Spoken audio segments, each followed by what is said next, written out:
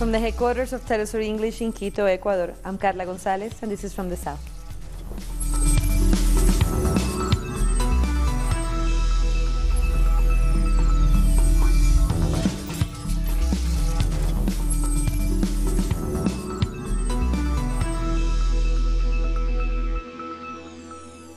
Grenada is celebrating the 40th anniversary of its successful unarmed revolution that overthrew the US-backed Union Labour Party.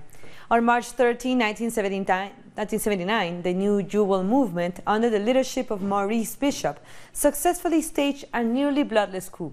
Bishop, a lawyer by profession, was then installed as Prime Minister of a newly established People's Revolutionary Government.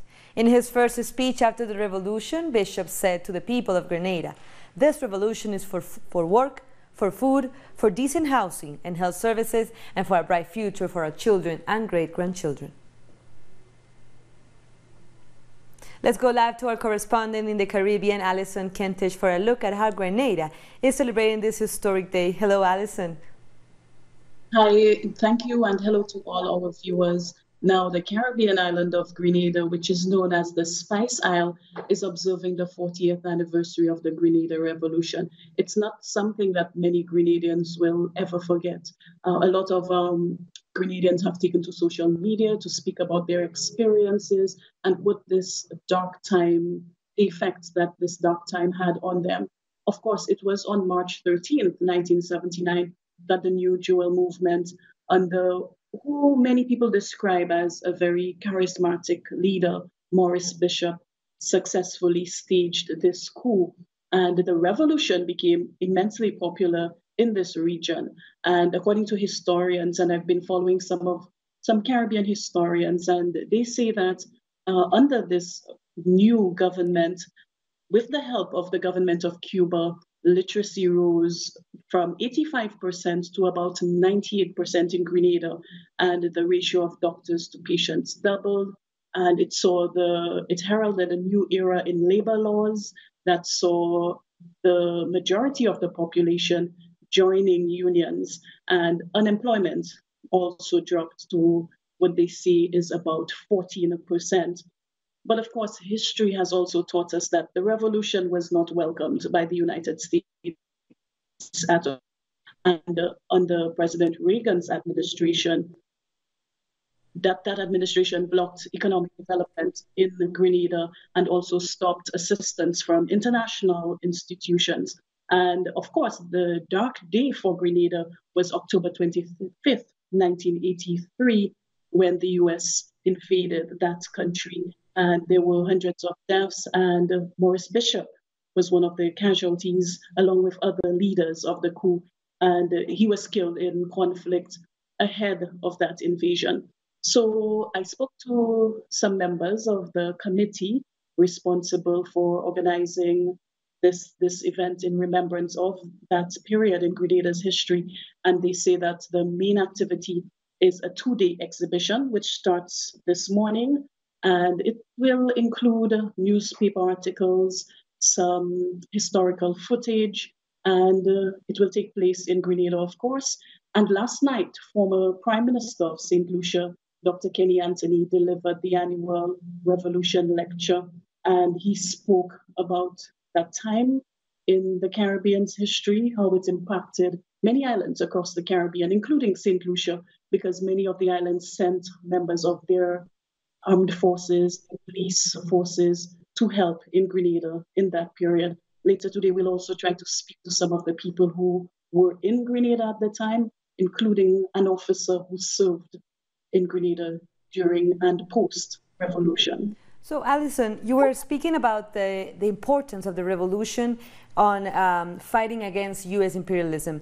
What is the importance of it now, 40 years after the struggle that we are living right now in Venezuela and different parts of the region? Okay, so for many of the people, especially those who were part of that revolution, many of them are sharing pictures online. They have pictures with Maurice Bishop.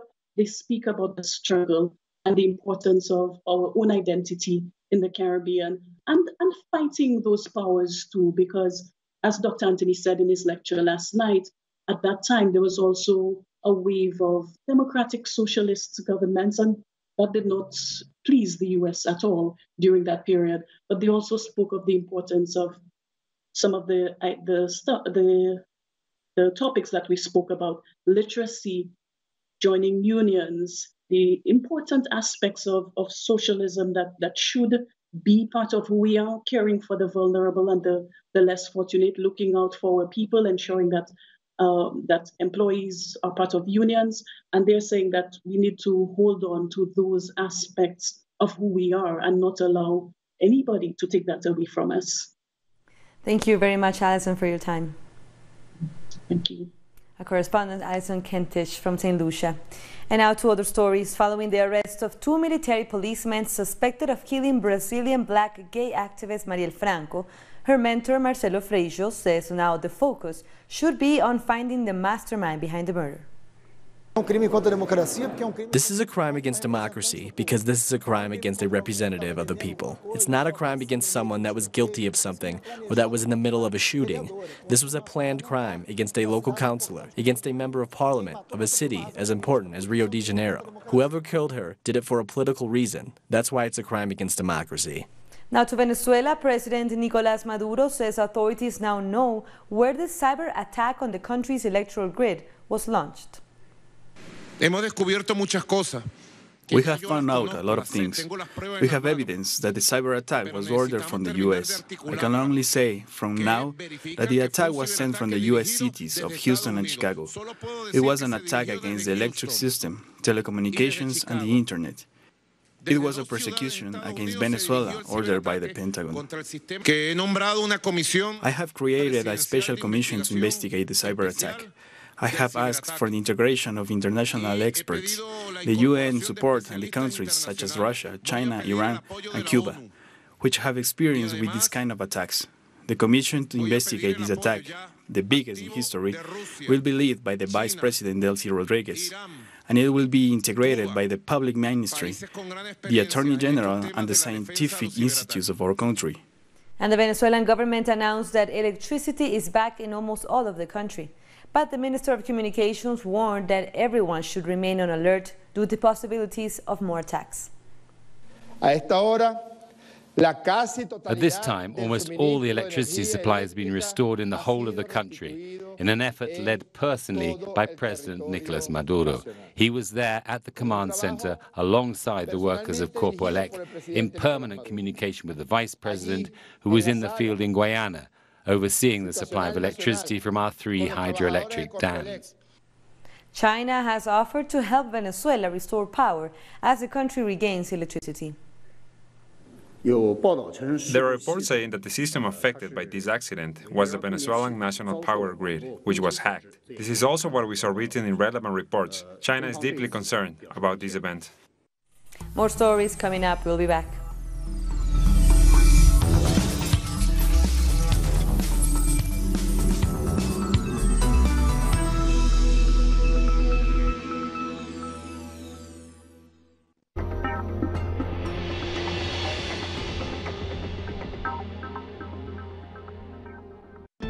From here to beyond the South, from here to the Caribbean or further north, where can I see news connecting the whole South? From Washington, from Mexico, from Caracas, from Quito, from Havana. You can always see the news from a new vision, connecting the global South. Only on Telesur.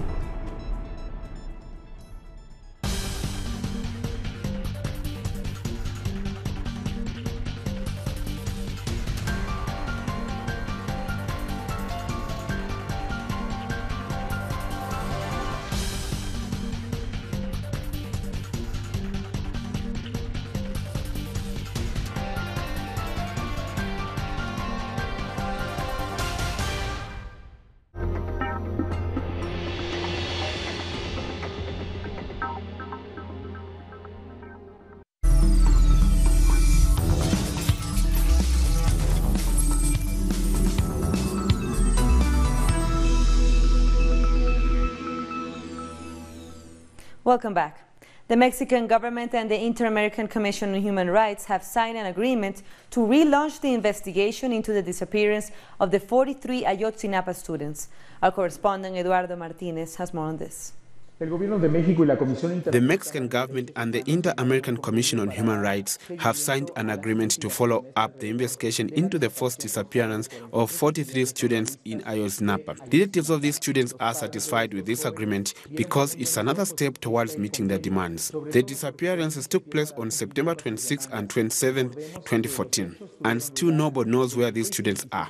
The families accuse the government of former President Enrique Peña Nieto of not willing to clarify what happened. But with the new government, a truth commission has been set up, including government, authorities, international experts, and relatives of the victims, as well as groups of lawyers and human rights advocates. A new special prosecutor is also set to be named to lead the case. More experts will be joining in the coming months to help with the investigation. It is expected that this can establish a new way of solving cases for thousands of disappearances in Mexico. Let's recall that in Mexico, over 40,000 people have disappeared as a result of the violence in the country. That was Eduardo Martinez from Mexico City. And the lawyer for Mexican drug cartel boss Joaquin El Chapo Guzman is demanding that his client's extradition to the United States be declared illegal. The 61-year-old former boss of the infamous Sinaloa cartel was sentenced in February to life in prison for drug smuggling, money laundering, and weapons possession. In his bid at Mexico's General Attorney Office, Guzman's lawyer highlighted allegations that the former president Enrique Peña Nieto took bribes from El Chapo. I don't know. Maybe Mr. Peña Nieto was in a hurry, but he will have to stay when he comes to testify here, or when his lawyers come. He has a lot of money that Chapo Guzman gave him. The president of Uruguay, Tabaré Vázquez, has sacked the head of the army. The removal of General Guido Manini Rio came as a surprise, even though he had questioned a number of government policies. Manini Rios comes from a traditional political family, as his grandfather was one of the founders of the Colorado Party. 2 new icebergs have broken off a glacier in Chile's Patagonia region, causing alarm among scientists. The icebergs broke away on February 20th and March 7th, after a larger block of ice the size of 3 football fields split away from the glacier. Scientists say global warming is increasing the frequency of these types of breaks. Also in Chile, Latin America's first thermal solar plant is being set up in the Atacama Desert. The Cerro Dominador plant is being built in one of Earth's driest places. It's made up of a 250-meter tower surrounded by more than 10,000 giant mirrors that project solar heat to the tower. There, the collected energy heats up water, and the steam propels a turbine that generates electricity. Starting in 2020, it will generate power for around 250,000 homes. We can't, as a society, stay with solar panels or wind energy. We have to keep investigating to get green energies that are really manageable. In Guatemala, campesino families from the city of Quetzaltenango who are living in a property owned by the state have reported that they are victims of persecution, threats, and criminalization. They say they are claiming their historic right to own the land. These campesino families have reported threats and prosecution from a landowner who says he is the owner of a property of 903 hectares. The workers of the property are harassing us. They come to chase us and they say they are going to catch some of us. But until the landlord comes and shows us his own ownership documents, we are not going anywhere. The group of families said that they are the historical owners of the place in which they have been living for 9 months. Since then, they say they have been held hostage and have been receiving death threats. We have been intimidated several times. Today, in the morning, a car followed me and they captured one of my companions.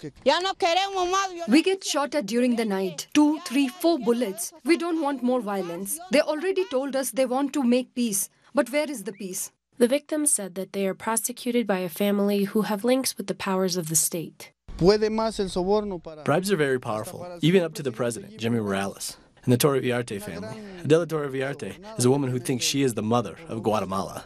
The families report that, more than 5 centuries after the colonization, the state hasn't recognized their right to own the land. The land was given to that man, but if he is not from here, from this land, he has to leave because he has already taken so much from us. The story of these families is part of a series of dispossessions that campesino families have suffered since the so-called liberal reform started in 1871, led by General Justo Rufino Barrios. The trial of former Panama's President Ricardo Martinelli has been postponed as he undergoes a psychiatric evaluation. Martinelli is accused of spying on his opponents while in office. And despite being detained and a mounting evidence against him, Martinelli is running to be mayor in the capital in May's general elections. His trial is expected to continue next week. After that evaluation, we believe we can have a result by Friday at the latest. I think that then the court will be summoning us again to resume the trial that already began, and that should be no later than next Monday. It should be Monday, March 18, and most likely can resume this trial. Big electrical and mining corporations are the main beneficiaries of the natural gas produced by Peru, making millions. This while Peruvians pay more than the regional standard for domestic gas. More than 2 million families in the south of Peru hope to count on natural gas produced by their country. However, the construction of the gas pipeline that supplies them has been paralyzed for over a year and a half because of accusations of corruption against the company building it, Odebrecht. Meanwhile, the government is planning another route for the gas. What the government is doing is allowing gas to go through Pampa Melchorita in the center of the country, which is carried by a boat to a node. The energy node, which was built in the south of Peru, burns gas in order to provide electricity for mining corporations. The mining industry has a big influence. They have 6 or 7 enormous investment projects in the south of the country, and they want gas to be basically for free. According to Member of Congress Manuel Damart, the state should reclaim control over the South Peru gas pipeline. We're demanding that the tubes that are already bought through there along the road serve once and for all to construct the South Peru gas pipeline. We have the gas. We have gas reserves. This pipeline should reach all regions in the south of the country in order to distribute the use of gas at a domestic level. Experts have said that while the gas pipeline works aren't finished, other strategic projects for Peru are being relegated, such as petrochemicals to benefit agriculture and industry in Peru's southern areas. Meanwhile, a group of electric companies are benefiting. 20 electric companies consume 70% of the gas, and they buy it cheap. That means that they have a subsidized price, $1 per unit, which could go up by 60 cents, $1.60, $1.80, no more. But in other countries, this same gas would cost $3, $4, $6. Electric companies buy gas cheaply and sell energy at expensive prices. Meanwhile, the population in the south of Peru are buying domestic gas at a price equivalent to $12, when if natural gas were taken advantage of, it could cost the equivalent of $3. Now let's head to the Caribbean. March 20th is Budget Day in Barbados. That's when Barbadians will hear about the country's financial standing. The Caribbean nation continues to make good economic progress almost a year after it approached the International Monetary Fund for a loan. Next Wednesday afternoon at 3:30 p.m. I will deliver the annual budget of the country, and will do so as we for the first time take the second reading of the annual appropriations bill, bringing together a process that was hitherto separated for all of our previous experience.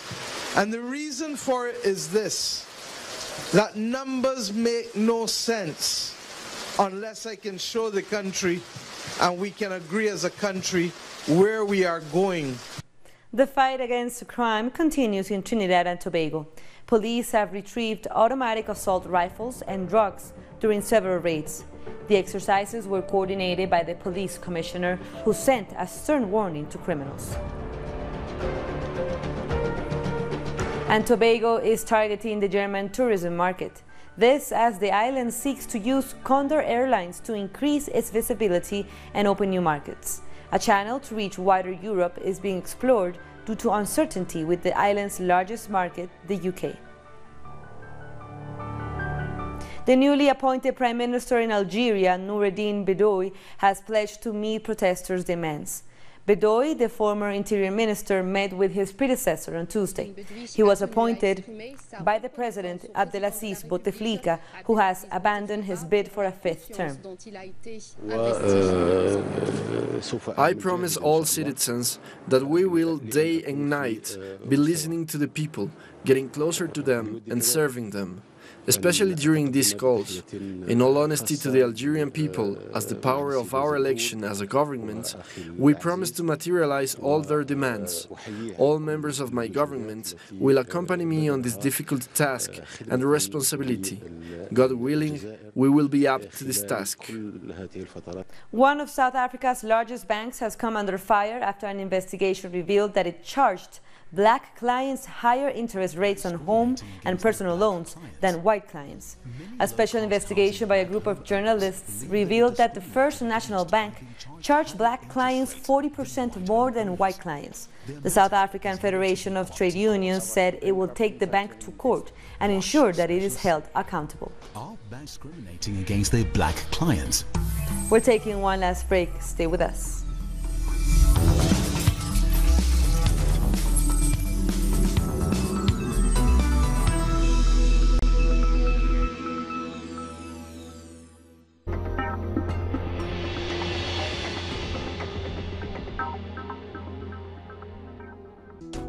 The life is full of moments.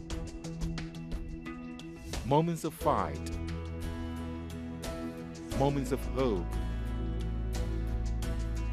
Moments that transcend. Moments that you can live in. Telesur documentaries. Sundays. Only on Telesur.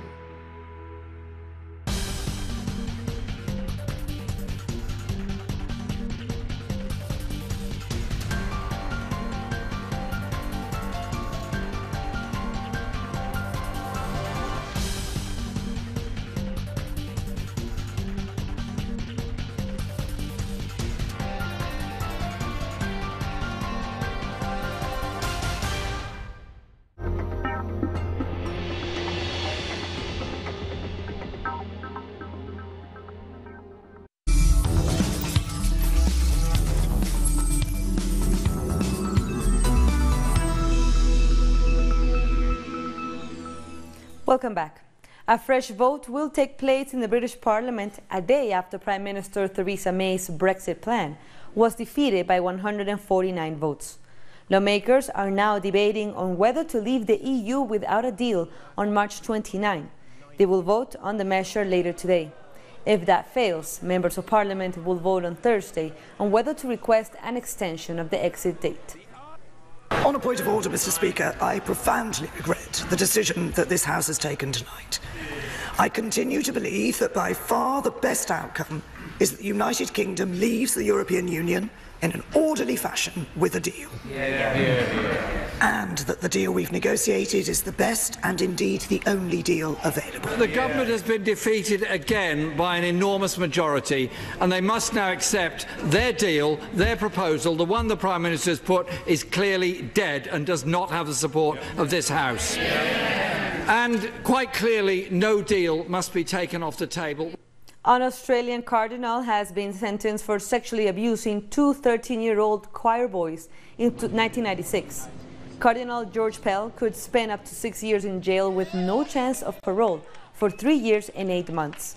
Pell held a position of high authority in the Catholic Church, which has been reeling from similar scandals on a global scale.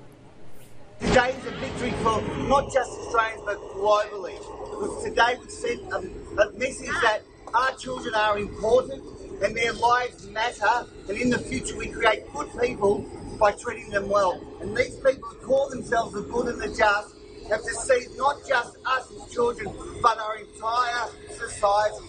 No more. At least 40 countries and multiple airlines around the world have grounded the Boeing 737 MAX 8 airplane, except the United States. The U.S. Federal Aviation Administration has said there is no basis for grounding the aircraft. Meanwhile, investigations are underway to establish what caused that model's crash in Ethiopia, which killed all 157 people on board. At least 22 civilians died after several airstrikes by the Saudi-led coalition in the north of Yemen. According to the United Nations, women and children were among the victims. Thousands of people have been killed and more than 2 million have fled the country since the war began in March 2015. At least one Palestinian has been shot dead by Israeli forces in the West Bank. The Palestinian Health Ministry identified the victim as 23-year-old Mohammed Shaheen. The incident occurred when clashes broke out after Israeli soldiers entered a northern city to remove security cameras. Earlier in the day, another man was also killed by Israeli troops after he approached them with a knife. And scuffles have broken between the Israeli police and Palestinians at a sacred compound in the city of Jerusalem. The clashes took place after the Israeli police closed the complex gates and tried to force people out, saying that a firebomb was thrown at a police post. The place is at the same time the third holy site in Islam and the location of a Jewish most sacred spot. Remember, you can find all these stories on our website at telesurenglish.net. And as we remember the Grenada Revolution, we leave you with one of Maurice Bishop's most famous quotes. Let's read them.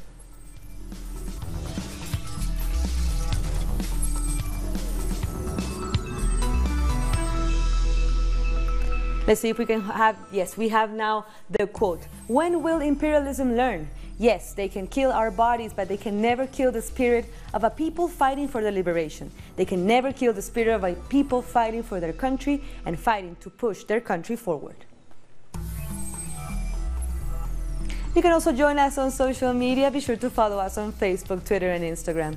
For Telesur English, I'm Carla Gonzalez. Thank you for watching.